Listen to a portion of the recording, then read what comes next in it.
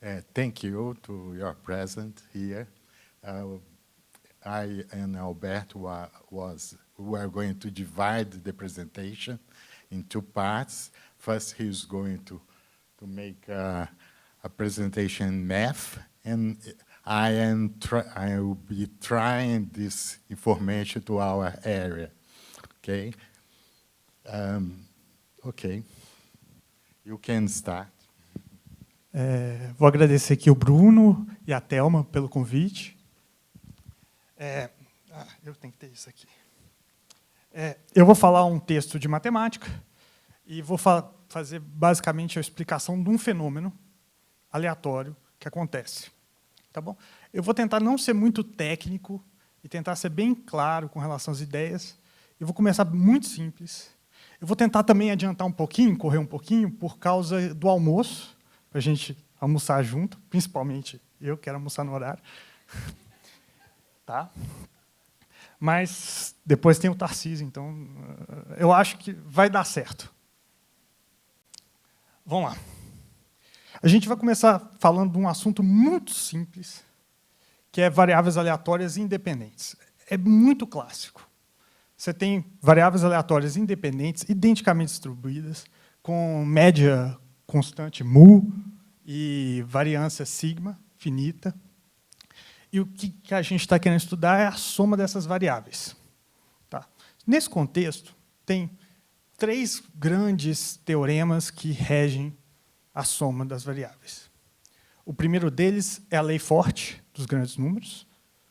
O segundo deles é a flutuação, né, como que essas somas flutuam no tempo. Isso é o teorema central do limite. E o terceiro dele são limites funcionais, que, por exemplo, o browniano. Tá bom? Ótimo. A lei forte, que é dado a Kolmogorov, de 33, é basicamente o seguinte: você pega sua soma, todo mundo sabe, né? Divide por n, isso converge para a média do processo. Tá? Observa o seguinte: esse teorema está dizendo que, se você tem uma sequência, quando você olha a soma dela, o SN, ela é mais ou menos n vezes a média, mais um errinho. Né? É engraçado ver que esse teorema é de 33 ou de 1909, por Borel, e o próximo, que é a lei de Central Limit Theorem, que é a convergência de flutuação, é de 1901 e 1922, é um pouquinho antes. E é um teorema mais difícil. Ele vai dizer o seguinte: não só a sua SN vai estar próximo da média, como ela vai flutuar da ordem normal. Ou seja, quando você olha o SN, aquele errinho é, na verdade, uma flutuação normal da ordem raiz de n. Quando você olha a variável aleatória, é isso que você espera, depois de um tempão. Ótimo. E a raiz de n cresce muito mais lento do que n. Então, se a média é diferente de zero, né, se você quiser chutar o valor, você chuta n vezes mu. Se a média é zero, você vai ter as flutuações, e esse é o tópico do segundo teorema, que é muito importante, que é o teorema de browniano, de convergência funcional. Que, em vez de olhar o valor SN, você está olhando o valor SN de T, S de T, basicamente a soma, e fazendo uma interpolação linear, aqui, por exemplo. E aí descobriu que esse objeto ele converge para um objeto muito legal, chamado browniano, que tem várias propriedades interessantes. Uma delas, que eu vou citar aqui, é essa recorrência, que a probabilidade do browniano voltar na origem infinitas vezes é 1. Ele sempre está indo e voltando, e quando ele bate na origem, ele também, como é um fractal, ele bate várias vezes. Né? Ótimo. O que eu quero que vocês vejam nesse contexto é uma coisa que é uma descontinuidade de probabilidade. Você pode tentar entender isso com um objeto contínuo, mas ele é uma coisa um pouco descontínua. Porque, olha, se você estiver jogando um jogo, né, e a probabilidade de você ganhar dinheiro, se é o dono da casa, do cassino, for positiva, em média, seu processo ele vai crescer, seu dinheiro vai crescer. Puf. Se o jogo for o contrário, né, que é o caso, quando você vai jogar e a chance de você perder é um pouquinho menor, seu dinheiro decai rápido e você vai ficar pobre ou falir rapidamente. Se for justo, também. Esse é o chato. Então, porque o browniano, o seu dinheiro sempre vai retornar à origem. Então, você vai perder o seu dinheiro. Tá bom? Mas observe, então, assim, se você olhar essa questão, onde está o processo, se a média for positiva ou negativa, o comportamento dele está aqui. Tudo bem que a flutuação é browniana aqui, se você retirar, mas onde está o seu negócio muda drasticamente se a média for positiva ou negativa em relação ao browniano, que sempre vai estar lá próximo da origem, numa flutuação raiz. Ótimo. Então, agora a gente vai começar a falar do processo, do modelo, e esse modelo, que é o modelo que a gente está estudando, que é, basicamente, um caminho aleatório e um meio que está rodando. Tá bom? A gente vai ter uma partícula, que é o nosso interesse, que vai ser, basicamente, uma posição e um vetor de velocidade. Tá? E, no tempo t, com a posição e a velocidade, a partícula sempre vai estar andando em linha reta. Ela vai estar caminhando no meio, ela vai colidir em tempos aleatórios, que a gente vai explicar um pouquinho daqui para frente como calcular esses tempos. Mas ela vai estar caminhando em linha reta, vai colidir nesses tempos e vai mudar de direção.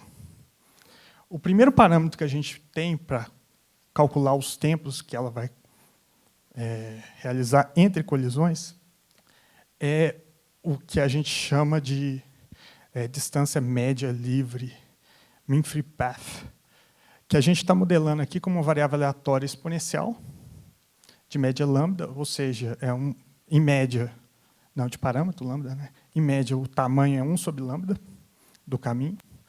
E isso é basicamente o que a gente está pensando, que o meio que a partícula está andando é homogêneo. Então, se ela andou um tanto e não colidiu, o meio é o mesmo, então a chance dela colidir naquela distância ou na outra distância é a mesma, inicial. E isso é a variável aleatória exponencial. Ótimo. Ok. O meio vai estar girando. Então, quando a gente fala que a partícula anda uma distância xi, aleatória, é a distância que ela anda no espaço. Então, apesar dela estar andando numa linha reta, a trajetória no espaço não é uma linha reta, porque tem um movimento do espaço junto. Isso que é o que deixa um pouquinho mais chato calcular as coisas. Bom, quando ela colide, ela vai colidir com uma partícula que também está girando, mas a gente tem que adicionar uma energia térmica nessa partícula, que é uma pequena flutuação. É chato ficar adicionando essas coisas, mas, no final, elas ajudam mais do que atrapalham. Tá? Que a gente está modelando aqui a nossa flutuação como sendo um vetor normal no espaço, uma variância sigma. Pode ser qualquer outra distribuição com caudas leves. Bom, então a partícula vai andar aquela distância, vai colidir, e como que a gente vai calcular a regra da nossa colisão? A regra da nossa colisão, a gente vai usar uma técnica que é bem simples, que é a mudança de coordenada. E a gente vai estar pensando nas colisões como sendo colisões onde a velocidade da partícula... Eu fiz o slide, acho que no próximo. Isso. Tem duas partículas colidindo, uma com velocidade v e outra com velocidade u, aqui nesse ponto, e tendo uma velocidade final. A gente vai estar pensando nessa colisão, basicamente com uma partícula de velocidade v menos u dividido pela norma, e vai ter uma solução eta dessa colisão. E quando você escreve a álgebra disso, escreve a velocidade final de volta, ela é basicamente uma norma da diferença das velocidades, uma matriz de rotação, o vetor de saída, e mais a velocidade original, já que você tirou no início, o referencial. Acho que esse é o modelo. Está claro, né? É só um caminho onde a partícula vai andar, vai colidir e vai mudar de direção. E tem uma questão, é um modelo de Markov, para quem entende, porque a próxima posição depende da anterior, só que é um pouquinho chato, porque o espaço também está girando, então a posição está mudando, os parâmetros vão diferenciando com o tempo. Não é um Markov clássico, assim, digamos. Bom, e tem toda uma questão de referência, né? Já que o espaço está girando, a velocidade está girando.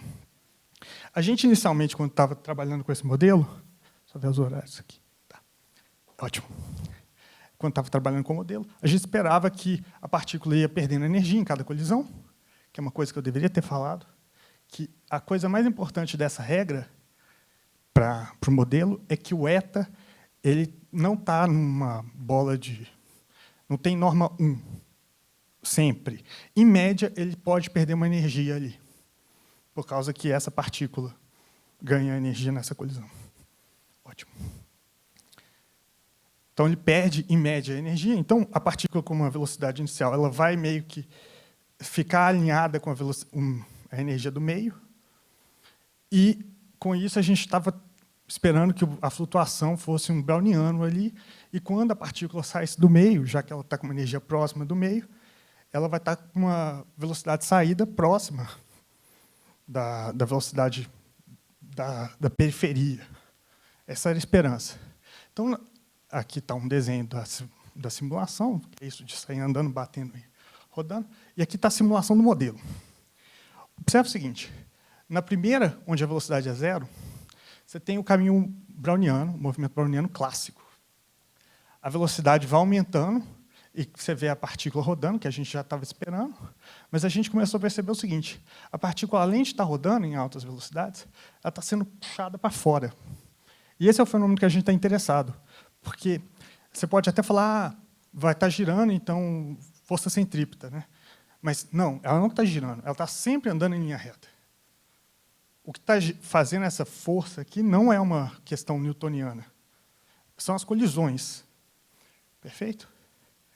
Bom, para escrever os teoremas que a gente fez, eu só vou fazer duas referências aqui. Essa aqui, velocidade rotacional, é a velocidade vetorial do ponto x, se estiver girando, e essa é a distância radial do ponto. Ótimo. Então, o que a gente conseguiu provar, um dos primeiros teoremas, são vários, é que, de fato, a partícula vai divergir. Ela vai para o infinito. E ela não volta, tá?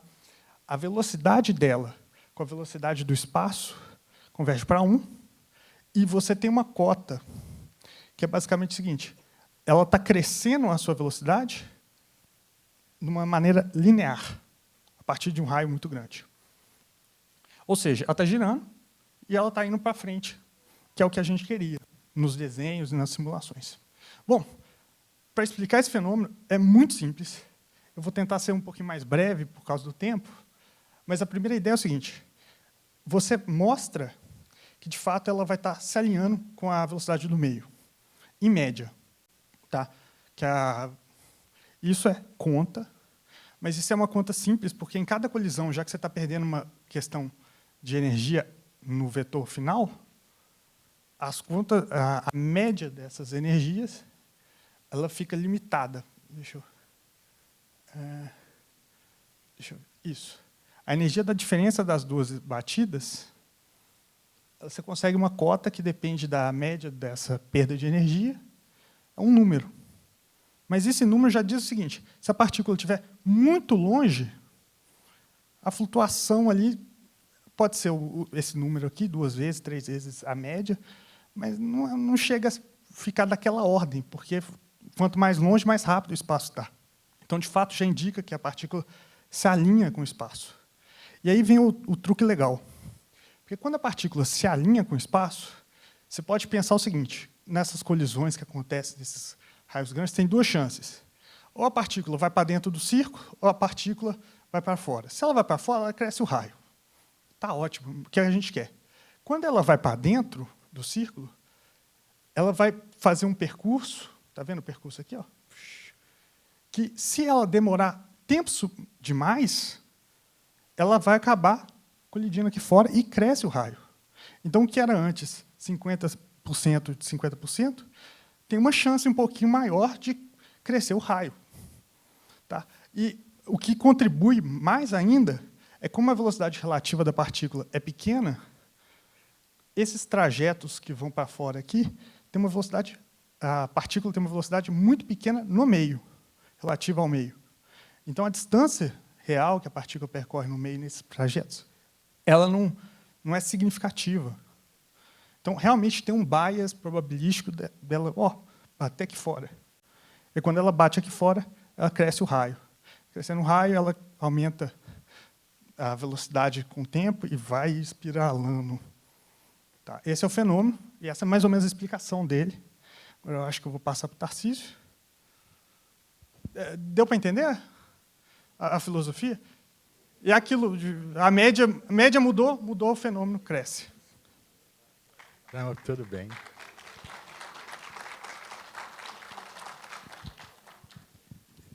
Bem, agora vem a pior parte. Não, bem, podia passar?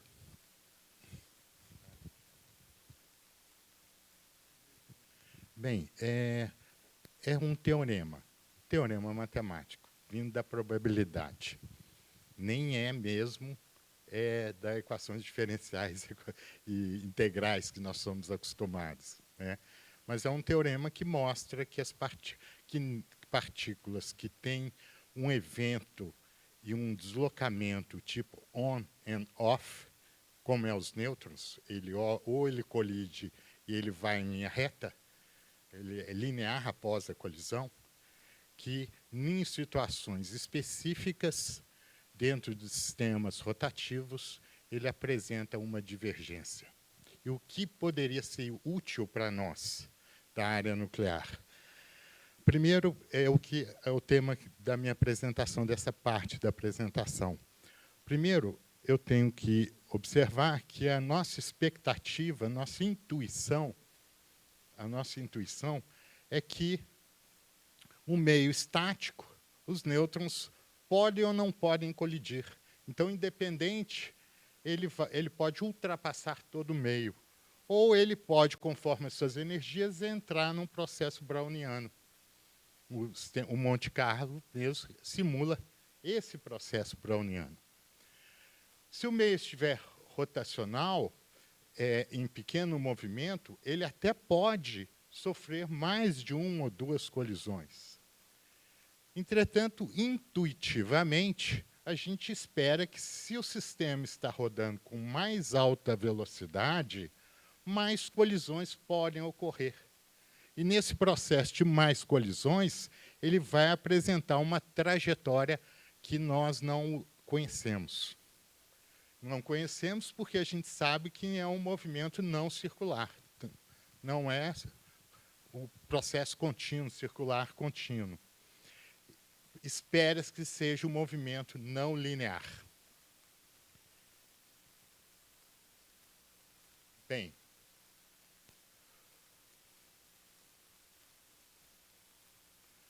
vão simular esse processo. Se isso é verdade, vai aparecer nas simulações. Então, vamos simular por 2 métodos diferentes. Formulação por colisão 3D e formulação por colisão 2D. Por que 3D e 2D? Porque eu posso usar um método algébrico matricial em 3D e usar uma formulação mais simples. No método matricial, eu posso, inclusive, incluir momento angular. Eu posso incluir que meus alvos carbono e hidrogênio tenham momento. E isso significa que, quem sabe, o momento não modifica todo o processo. Então, fizemos as simulações. O delta de temperatura, nós incluímos que o campo vetorial produzido em cada ponto pode ser representado a temperatura com um vetor randômico, que representa a vibração térmica dos átomos e que a intensidade desse vetor térmico seja associada à distribuição Maxwell-Boltzmann, o modelo do gás nobre livre. Então, na realidade, o modelo vetorial ele passa a ser o vetor do campo vetorial mais o Maxwell-Boltzmann multiplicado por uma grandeza randômica. Então, esse é o processo. Eu posso, então, simular isso e gerar um banco de dados desse processo. Aliás, isso tudo nós fazemos quando roda MCNP, é isso que o MCNP faz. Óbvio, com mais limitações, mas é isso que ele faz. Eu posso guardar essas informações, eu posso analisá-la tirando o óculos e pondo outro óculos. Tá? É isso que nós vamos fazer aqui. Então, eu não vou fazer mais cálculos sobre isso. É simplesmente esse modelo. Bem, intuitivamente, o comportamento coletivo que é mais importante, e não individualmente, porque individualmente eu sei, conservação de momento e energia, colisão está correta. Agora é o comportamento coletivo que o Alberto estava falando. Então vamos analisar esse comportamento coletivo. E o comportamento coletivo são duas informações, duas áreas importantes. Próximo ao centro, onde que é esperado que a difusão ocorra, mas também que inicie um processo de transporte com bias, com tendência, por causa da rotação. E é esperado, próximo ao centro, um transporte não linear. Longe do centro, é esperado, próximo à periferia do meio, que o transporte com bias a um longo tempo gera o comportamento assintótico projetado pelo teorema do Alberto. Bem, também assintoticamente, nós vamos perceber que haverá uma dependência da segregação espacial da energia. Porque se o teorema está certo, ele está dizendo que o nêutron assume a velocidade do meio. E se a velocidade do meio é rotacional, ele varia com a distância. Então, a energia dos átomos no meio tem uma energia cinética diferente. Então, haverá uma segregação especial dessa energia. A direção angular também, ela vai ser, a diretividade dos nêutrons, ela vai seguir o vetor médio, tá? Um vetor do meio do campo vetorial. Ele vai aproximar do campo vetorial. Tá? E o meio vai divergir. O teorema fala que a partícula diverge. O que significa divergir? Uma corrente radial. Então, eu tenho que mostrar que existe uma corrente radial e eu tenho que comparar com a lei de Fick. Tenho que comparar com o quanto que a corrente de difusão comparada com a corrente gerada pela essa alteração. Bem, então eu posso reescrever o teorema para a nossa área. Quer dizer, com perdas de energia, eu tenho que a velocidade dos nêutrons se aproxima da velocidade do meio, que é governado pelas duas grandezas, velocidade angular e raio. Em termos de diretividade, eu tenho que mostrar que a velocidade do nêutron multiplicado pela velocidade do campo vetorial escalar aproxima de 1. E eu tenho que admitir uma corrente. Então, eu vou definir a corrente em termos de coletividade de nêutrons. Eu vou dizer que essa é a densidade de partículas que os nêutrons têm, que tem numa determinada distância no tempo, no qual eu tenho a energia média dessa distribuição, o desvio padrão dessa distribuição, multiplicada pela velocidade, a velocidade individual de cada nêutron, integrada na área. Só que, como é estocástico, eu incluí mais um termo. Eu incluí um termo de velocidade radial virtual. O que significa isso? Isso é a média de todas as velocidades na direção radial do conjunto de nêutrons que está numa determinada distância radial. A expressão continua a mesma de corrente. E vou comparar com a corrente de Fick. Então, eu tenho o processo, há uma colisão, a partícula vai seguir em frente após a colisão e essa é a velocidade dos átomos e o nêutron colide nesse ponto. Então, eu tenho dois processos de transferência eu vou analisar, que dois processos que podem levar o nêutron a divergir. O primeiro, a própria colisão. Alguém pode falar assim, ah, não, isso aí é o Ronaldinho. Ele está jogando bola, ela está batendo na parede e está levando para onde que ele quer. Ou alguém pode dizer assim, não, isso aqui não tem nada a ver, isso é isotrópico. Colisão é colisão, 10 a menos 13 segundos, ele não vai escolher lugar nenhum para ir, vai para onde for. E o processo, então, está na divergência associada à velocidade linear que ele toma. Então, esses dois processos eu posso testar.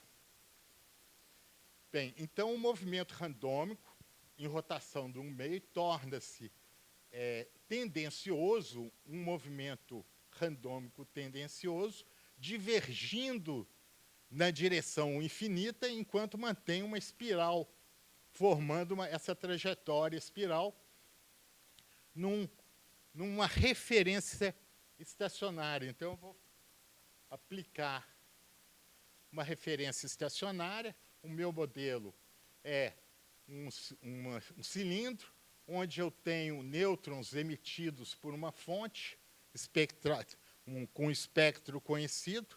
Eu pode ser deutério, trítio, próton, lítio 6, pode ser fissão, pode ser mesmo uma maxwelliana cujos parâmetros A e B são alterados.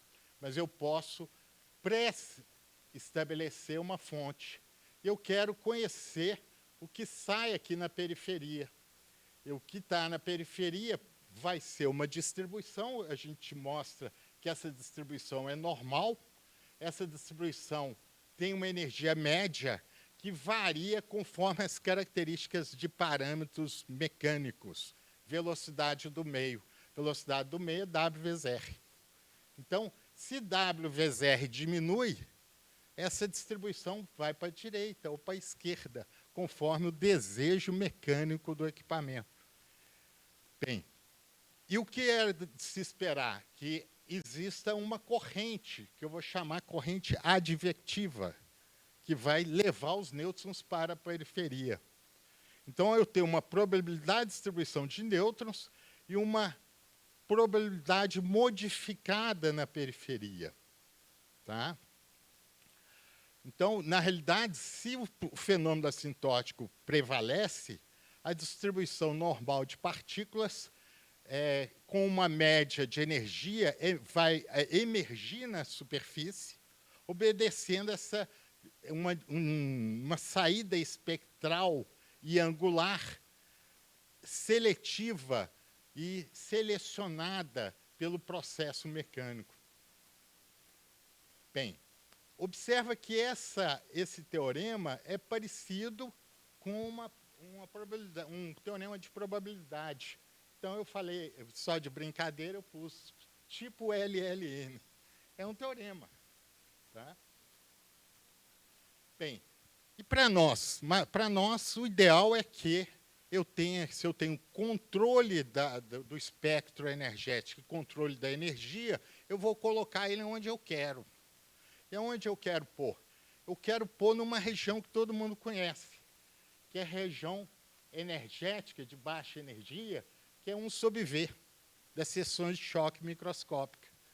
E outra coisa, depois da região 1 sobre V, sempre vem aquela ressonância bem resolvida, bonita, grande, que quase todos os nuclídeos têm, depois da região 1 sobre V. Depois aqui vem a região chata da região não resolvida.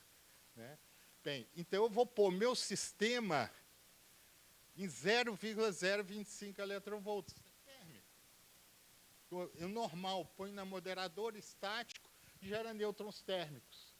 E eu vou aproveitar e fazer o seguinte, como ele está aqui, eu vou andar ele um pouquinho para frente, para atingir a ressonância desejada, ou vou andar um pouquinho para trás, para encontrar o espectro 1 sobre V com maior intensidade.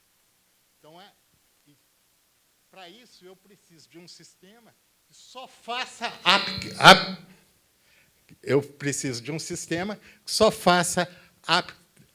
upscattering, ou um sistema que só faça downscattering. Isso já é uma coisa estranha. Neutrônica não tem isso. Tá? Os dois eventos ocorrem simultaneamente. Bem, outra questão tecnológica. Quando a energia dos átomos presentes se aproxima da energia do nêutron, eu tenho que nêutrons têm energias muito altas. 1 eletronvolt é energias de 2 vezes 10 a 4 metros por segundo. Tá? Eu tenho também que o meio, para me executar essa mesma energia de 1 vezes 10 a 4, aqui, equivalente a nêutrons, eu estou rodando um sistema na ordem de 1 vezes 10 a 4 a 1 vezes 10 a 5 rotações por minuto. Então, isso a gente tem que ter em mente, que nem sempre isso é possível. Mas, dentro do espectro desejado, a gente tem, tecnologicamente, uma condição aceitável que pode combinar com o espectro neutrônico e o espectro de características de seções de choque do meu alvo, onde vai existir um domínio na interface desses 3 módulos que é possível alterar, encontrar essa tecnologia. E, olhando o espectro total dos radionuclídeos, eu vejo que a maioria deles tem esse comportamento 1/V e esse comportamento de alta seção de choque nas primeiras ressonâncias. E, curiosamente, os isótopos dos nuclídeos têm a sua primeira ressonância diferente em relação ao mesmo isótopo de um mesmo elemento químico. Então, por exemplo, aqui os isótopos do plutônio têm diferenças significativas, uma ressonância em relação à outra. O próprio americio 241 tem 3 ressonâncias, sendo a primeira na ordem de 10 a 4, de 0,3 eletronvolts. Está na faixa tecnológica que nós temos hoje para produzir esses sistemas. Então, eu falo, bem, o mundo é maravilhoso por causa dessa condição que a maioria dos isótopos teria. Então, projetando o meu sistema, eu tenho uma fonte de nêutrons, eu tenho um pré-moderador que vai torná-lo maxwelliano, colocando ele numa energia de baixa energia, e depois eu venho um sistema de moderação, ou eu chamo de modulador de baixa energia, no qual eu vou converter o slowdown, os nêutrons, para energias de 1 MeV a 25 MeV de energia, para atender um alvo, alvos na faixa que tem a transmutação de alta seção de choque 1/V. Ou eu posso pôr um sistema dinâmico moderador para rapidamente dar download e depois acelerar eles via upscattering numa distribuição normal para atingir alguma ressonância. Então, eu posso empregar aqui os nuclídeos que têm ressonância em baixas energias e atender através desse processo. Então, esse é um diagrama desse seletor espectral. Vamos comparar isso com o reator. Então, o reator, eu gero um espectro de zero, vamos dizer, térmico até 14 MeVs. Esse espectro é variado, dependendo do tipo de reator. E quando eu quero irradiar ouro no reator, essa é a seção de choque do ouro, eu coloco ele lá no núcleo central, tem lá 10 a 13 nêutrons por centímetro quadrado, e uma pequena parcela dos nêutrons vai ser ativada com as melhores seções de choque do ouro. Então, eu vou ter essa faixa aqui de partículas que, numa brincadeira, eu falei 10 a 8. Então, dos 10 a 14, dos 10 a 13, o fluxo aqui chega a 10 a 8 na região desejada. Bem, o sistema ressonante, eu gerei as partículas na região térmica e as transferir totalmente para a região onde que a seção de choque está. Então, eu parto de uma emissão, por exemplo, de 10 a 9 nêutrons por segundo, atinjo na região 10 a 8 nêutrons por centímetro quadrado por segundo, onde a taxa de reação pode ser menor ou igual a de um reator. Só que há uma diferença. Aqui eu uso uma surgência de 10 a 9, o reator, mesmo do CDTN, pode chegar na surgência de 10 a 18 nêutrons por segundo, multiplicado pelo volume ali. Tá?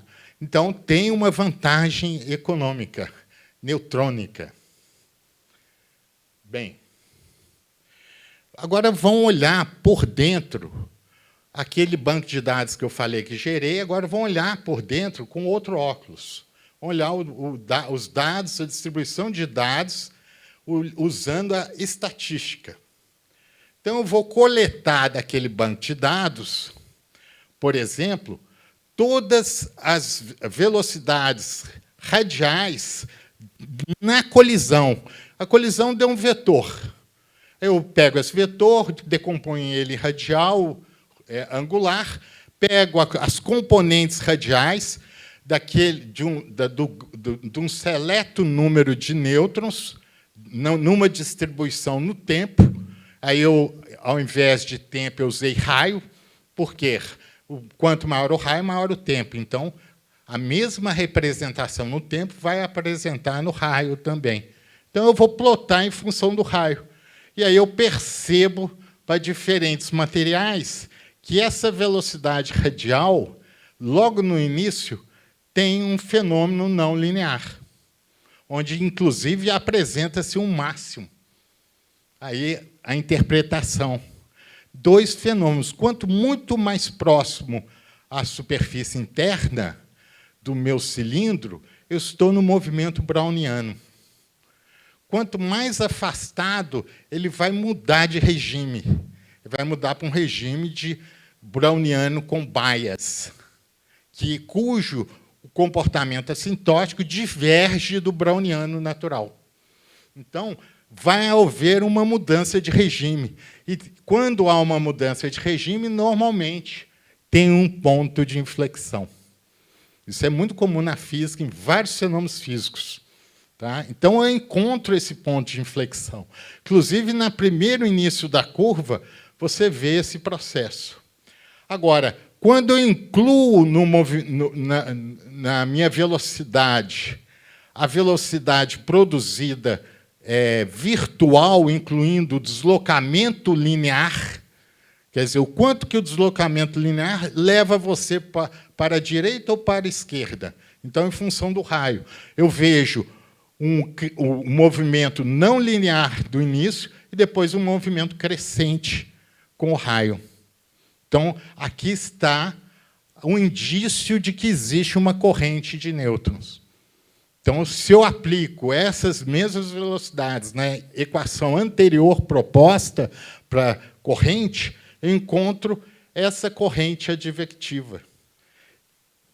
Ploto a corrente de Fick e mostro que ela é 100 vezes maior para 8 vezes 10 a 5 rotações por segundo. Quer dizer, a corrente advectiva ela surge desse processo e ela é superior à corrente de Fick.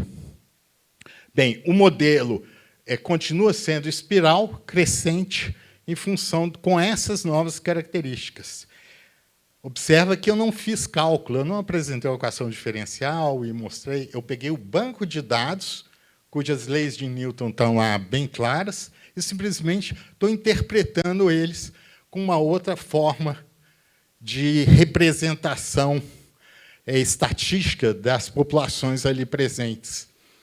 Quando eu analiso em termos de energia aqueles grupos, eu posso claramente apresentar que, próximo à superfície, o histograma da distribuição de partículas é um histograma maxwelliano. Entretanto, quando eu vou afastando com a distância, esse histograma passa a ser uma distribuição normal. E, sendo uma distribuição normal, eu posso calcular a energia média e o desvio padrão. dessa distribuição. Eu posso plotar a energia média em função do raio, e eu vejo, então, aqui eu não plotei os desvios padrões, mas eu vejo aqui o crescimento da energia em função do raio, quer dizer, os nêutrons se aproximando da energia do meio. Primeiro, eles produzindo um efeito de browniano clássico, difusão clássico, tá? Modificando esse efeito e fazendo o crescimento em função da energia do meio. Se eu plotar naquele grupo de variáveis que eu escolhi em função do raio, com a coletividade de partículas, escolher todas as velocidades e calcular o produto escalar entre as velocidades das colisões com a velocidade do meio, e pegar esses resultados e escolher uma distribuição normal que as represente, eu vou encontrar várias distribuições normais, no qual, quanto mais próximo da periferia, mais próximo, a média mais próximo de 1 está.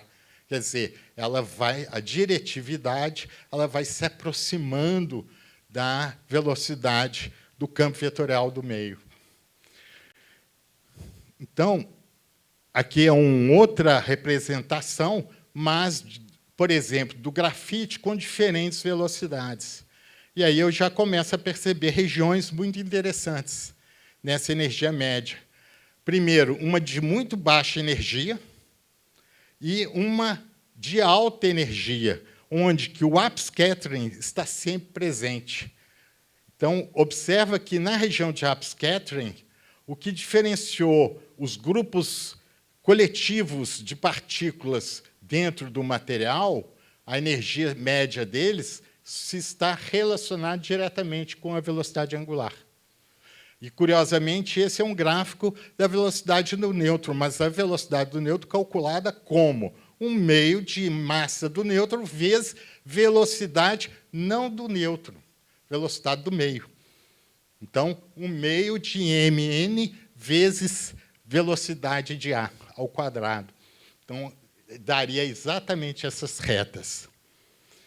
Bem, um método clássico mostra outra curiosidade nesse processo estatístico, que a partícula partindo de 0,025 eletronvolts em média, eu estou só plotando a média e não o desvio padrão, para ficar bem claro o gráfico, ele vai sofrer um downscattering até um ponto mínimo, e depois começar o upscattering, processo de upscattering.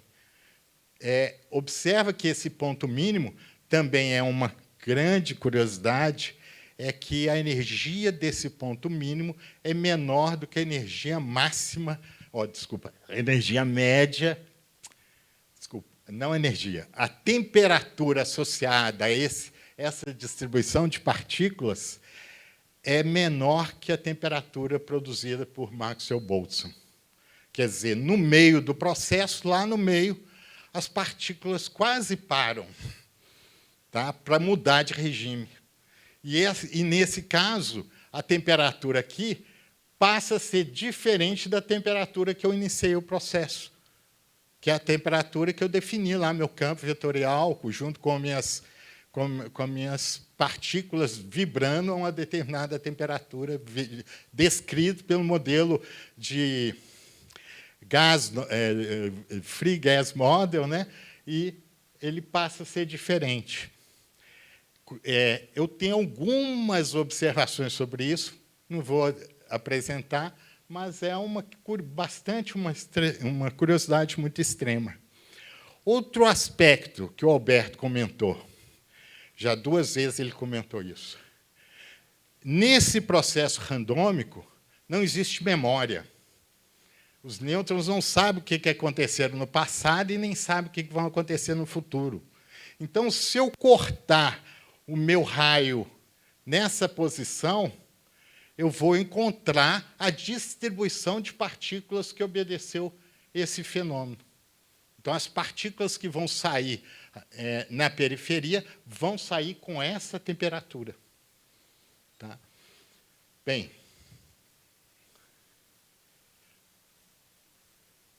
Vamos agora comparar. Toda pesquisa tem que ter. Você faz a pesquisa, faz seus cálculos, agora eu vou rodar um código, comparar os dados com o código, para ver se eu estou certo, né?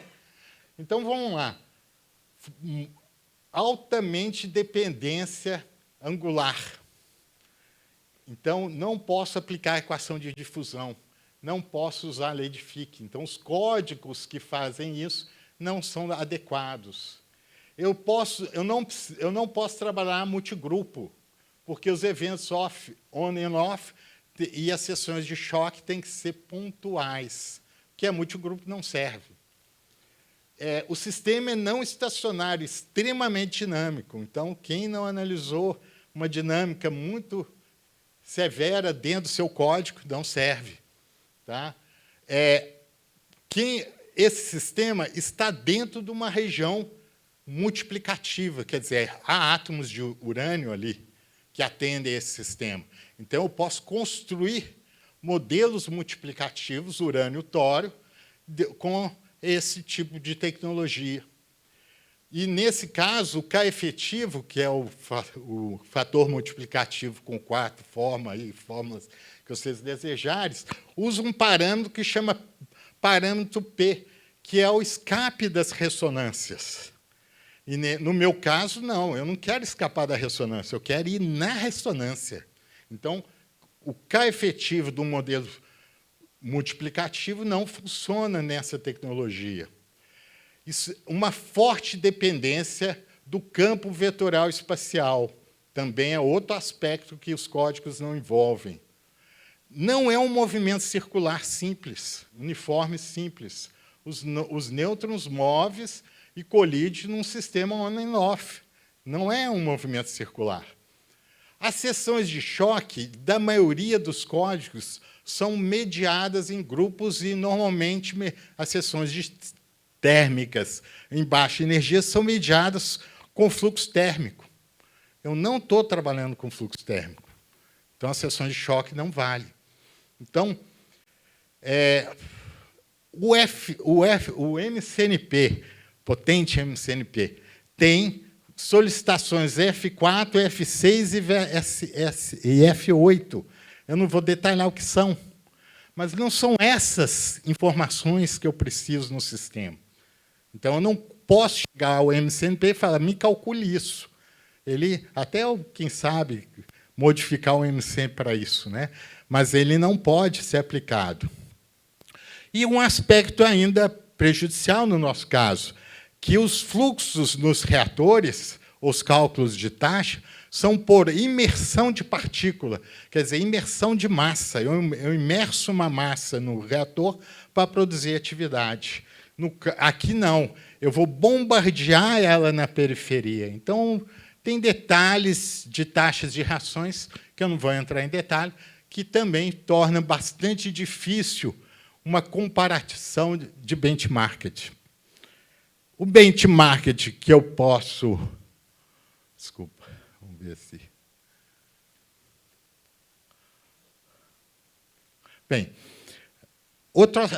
eu posso comparar, mesmo tendo benchmark, eu posso calcular a taxa, como gerar partículas num determinado espectro que possa sair desse seletor. Então, eu posso colocar eu posso colocar aqui os nuclídeos, posso colocar a meia-vida, o precursor, a abundância, calcular as seções de choque microscópica na região fria, esse caso para a região fria, se eu não me engano, 5 MeVs de energia. Aliás, desculpa, aqui a temperatura que eu apresento para vocês é a temperatura normal, 300 graus Kelvin, e aí eu tenho esses cálculos dessa taxa de reação e atividade gerada. Então, esse cálculo foi feito por 10 a 8 nêutrons por segundo, colocada no centro, e eu observo que, mesmo com baixo fluxo, baixa surgência, nem é fluxo, né? 10 a 8 nêutrons por segundo, chega ali na periferia 10 a 6. O que ocorre? Eu tenho atividades muito expressivas, mas dadas em gramas por centímetro quadrado. Então, na realidade, contaria toda a área externa do sistema. Os números não são importantes. Tá? Esses são os primeiros cálculos. O que é importante aqui? A tabela envolve todos os nuclídeos, a maioria dos nuclídeos. Quer dizer, não importa se o nuclídeo tem boa seção de choque ou não, nem reatores. Importa que se eles têm um comportamento 1 sobre V. E, curiosamente, quanto maior Z, maior 1 sobre V. Então, quer dizer, eu posso olhar os nuclídeos, o que é bom para esses... Quais os nuclídeos que eu posso produzir? Eu já não vou falar mais de tabela de nuclídeos, vou falar de tabela química. Aqueles que tem no grupo F. Lá no final da tabela, todos os radisótopos que estão no final da tabela são de meu interesse. Tá? Bem, um parâmetro benchmark que eu fiz foi usando o meu próprio sistema. Eu posso comparar, definir uma variável chamada potencial de atividade e dividir um parâmetro que é calculado no nosso sistema com um parâmetro que é calculado no reator. O que é isso? É a integral da fluência, né, da fluência de um reator padrão, PWR, com a fluência gerada no nosso sistema multiplicado pela seção de choque microscópica. Não levei em consideração o material, não levei em consideração... outra questão, normalizado para 1. A fluência do reator normalizado para 1. Porque é claro que eu não vou comparar com o reator de 10 a 18, 10 a 14 newtons por metro quadrado por segundo. Bem, então, esse parâmetro, neta, ele está apresentado aqui para 3 nuclídeos. Então, o sistema tem 600 vezes mais potência em produzir Rênio-188 do que num reator em mesmas condições. Para Samário-153, ele chega a 1 milhão de vezes. Para lutécio, ele chega a 1000 vezes mais.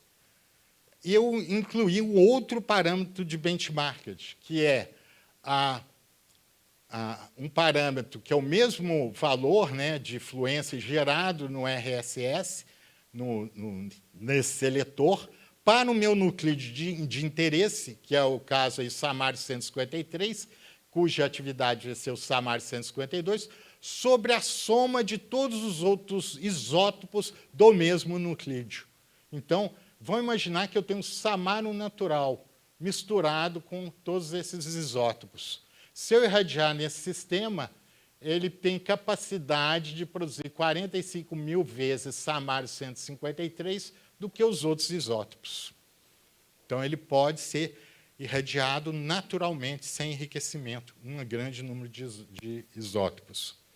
Então, esse dá uma ideia do simples fato de selecionar um espectro de energia comparado com um sistema que não tem esse processo de seleção. Bem, se eu analiso os actinídeos, não é surpresa que também é a mesma coisa. Aqui, a importância é mostrar um certo comportamento do grupo selecionado. Se eu irradio eles com 10 a 9 newtons por segundo, calculando aí uma seção de remoção do nuclídeo no meio, eu vou perceber que esse processo de atenuação é a soma da meia-vida do radionuclídeo, meia-vida física, mais a taxa de reação. Produz uma constante de remoção. E aí eu posso plotar essas, normalizado para uma massa, eu posso observar que a maioria dos nuclídeos decai rapidamente ou atenua rapidamente com o tempo. Aí você fala, mas é 50 anos. Ah, mas é 10 a 9 nêutrons por segundo. Vamos aumentar isso para 10 a 12. Entende? 10 a 12 nêutrons por segundo tem comercial. Tem geradores comerciais com 10 a 12. Então, eu posso dizer que, em alguns meses, é possível reduzir a massa de vários nuclídeos cujas meias-vidas eram milhões de anos. Essa é algumas taxas de reações. Está muito pequeno, mas é aquela história. Eu não estou querendo mostrar o dado, eu estou querendo mostrar a quantidade de nuclídeos que têm o mesmo comportamento um sobre V. E eu aqui calculo para uma energia de 1 MeV ou 25 MeVs, que é a temperatura ambiente. E eu observo que as taxas de reações são expressivas para ambas as energias finais do sistema. Tá? Esse é um desafio. Aqui é um spoiler, né? Que o Sérgio viu essa apresentação. Viu, não. Conversando comigo, ele falou, mas isso só vai me interessar se puder queimar vareta combustível, tirar o combustível da vareta. Né? Aí eu fiz uns cálculos para urânio e plutônio em varetas combustíveis, mostrando aqui o perfil que sairia do meu seletor, tá? Uma distribuição normal, num gráfico log-log, né? Então ela tem essa diferente forma, e as seções de choque, e construir para cada uma dos isótopos qual o melhor processo de operar essas seções de choque. Depois do cálculo, multipliquei pela radiotoxicidade de cada elemento, e eu percebo que a radiotoxicidade das varetas combustíveis pode ser reduzida sem necessidade de remoção do combustível para reprocessamento. Pode ser feita, inclusive, até dentro das piscinas dos reatores. Né? Bem, com condições operacionais relativamente pequenas. Bem, o que eu tenho, revendo o que eu comentei, eu tenho uma tecnologia diferente, um conhecimento diferente da tecnologia atual, baseada na matemática, baseada no teorema do Alberto. Né? Então, baseado num princípio que ele expõe que existe divergência, então vamos ver que divergência é essa, como funciona internamente e como isso pode ser usado dentro da nossa área. E eu vejo que é uma tecnologia diferente. Ela é muito simples, comparada com todo o processo nuclear de tratamento de rejeitos radioativos, mesmo de produção de radioisótopos, ela é muito simples. Tá? E ela cria uma condição de transformar um problema que é um dilema nuclear num desafio, mas um desafio na engenharia, e bastante fácil de ser gerenciado. Tá? Bem, qual o nosso problema? Não temos experimentos. Não trago aqui dados experimentais. Então, essa é baseada na matemática, baseada nos conhecimentos de engenharia nuclear, mas não tem dados experimentais. Então, os dados experimentais são importantes para validar toda essa ciência. É o caminho que projetamos. O que nós aprendemos hoje aqui? Que os sistemas dinâmicos, eles podem, os nêutrons que estão em espalhamento múltiplo, nos eventos on e off. Então, o nêutron continua tendo esse processo num sistema estático ou dinâmico. Ele continua sendo espalhar e andar em linha reta. A densidade de nêutrons no tempo é governada por uma lei probabilística, que dá aí um comportamento, que gera um comportamento assintótico não usual. Quer dizer, os nêutrons andam de forma, eles atingem um processo não usual. A probabilidade da população no centro desse sistema tem uma distribuição Maxwelliana-Boltzmann e ela vai se mudando para uma distribuição diferente na periferia. Essa distribuição a gente vê eu não mostrei, mas ela é normal, tanto por características matemáticas, quanto por características, se eu for analisar aí também, ver qual a melhor distribuição que atende àquela coletividade, vai ser uma distribuição normal. Em adição à difusão, quer dizer, a difusão, ela não deixa de existir, ela é mascarada.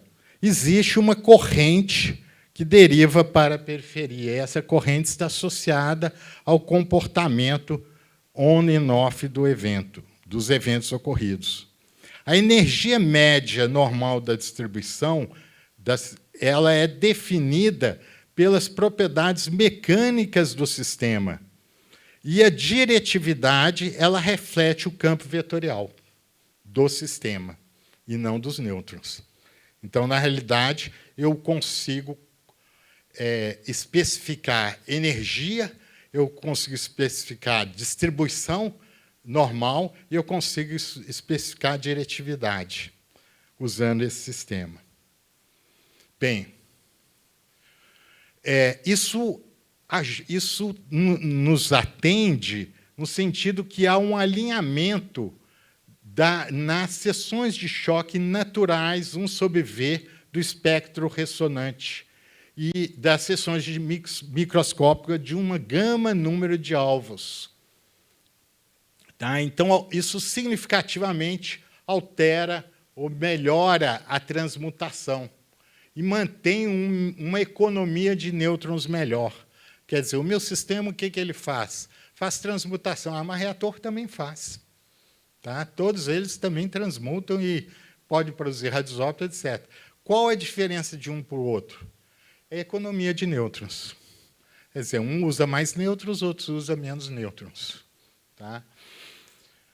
Bem, isso melhora a produção de radioisótopos, né, e a transmutação de combustível nuclear, particularmente os nuclídeos de alto Z. Então, na realidade, aqui eu não declaro quais os nuclídeos são importantes. Todos aqueles que têm alto Z têm 1 sobre V alto e têm a ressonância bem definida. Tá? Eu tenho simplesmente ajustar e criar um sistema operacional para gerar o espectro desejado. Bem, é isso que eu queria passar para vocês. Eu sei que tem muitas dúvidas, eu sei que eu mesmo tenho milhares, né? É um trabalho em andamento e eu espero que tenha frutos esse processo. Tá? Muito obrigado.